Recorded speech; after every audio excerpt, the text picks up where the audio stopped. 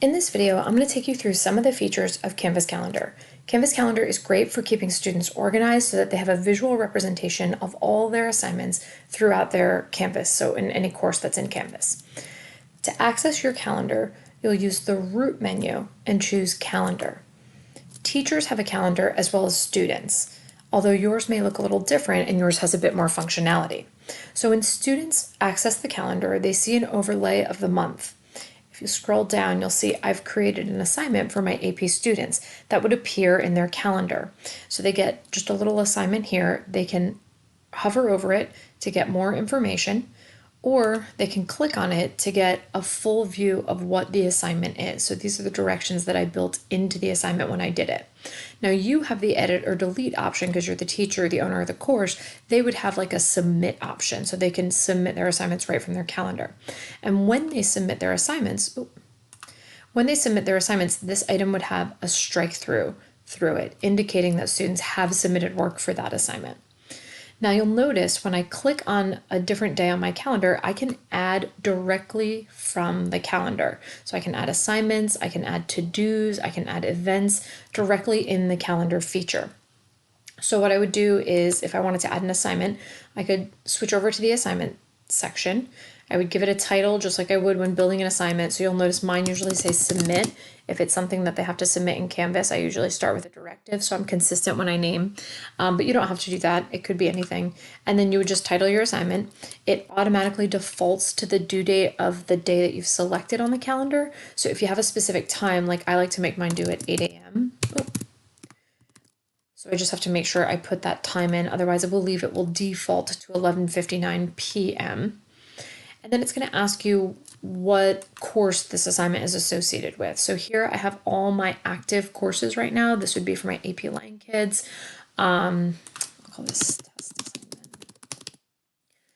And then I can choose which group I want to put it in. So it could be in quizzes, it could be discussions, assignments. I'm going to keep it in assignments for now.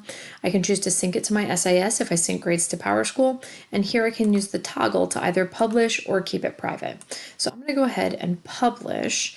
If I click more options when I'm in this feature, then it will actually bring me to the full assignment building page like you would see when you create a normal assignment. I'll go through these options in the next video. So let me just go back. Okay, so I'm back on my calendar and I'm just gonna create my test assignment. I want to make sure I switch my time.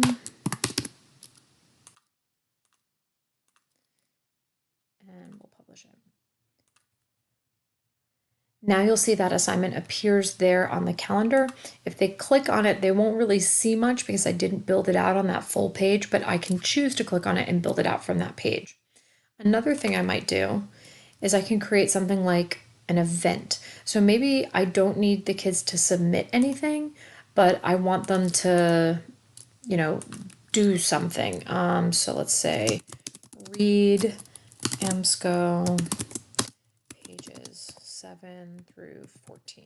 So they're not actually submitting anything, but this is still an assignment that I want them to do. So I could do it as an event, or I'll show you some more options if you have ungraded work in the assignments tab. And then I would say the date. If there's a time associated with it, I could add the time. If there's a location.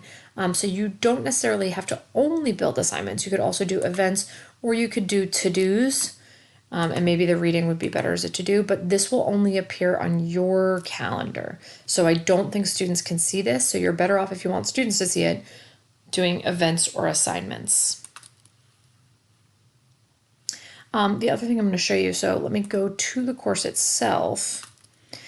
Now remember, all your assignments should be associated with a module. So if I've built this assignment, it's just kind of free floating right now, that test assignment. You'll notice it's not in my summer reading module. It's not in my unit 1. So what I have to do is actually go in and press the plus sign. Then I'm going to choose assignments, and you'll see now, because I built it in calendar, that test assignment is there. I want to add it to my module. And then I can play with the indentation if I need to, or anything like that. But we don't want assignments that are just free floating on the calendar. They should be nested in a module that is related to the content. So the resources they need to do that assignment are right there in the module with it. If you have any questions, please let me know.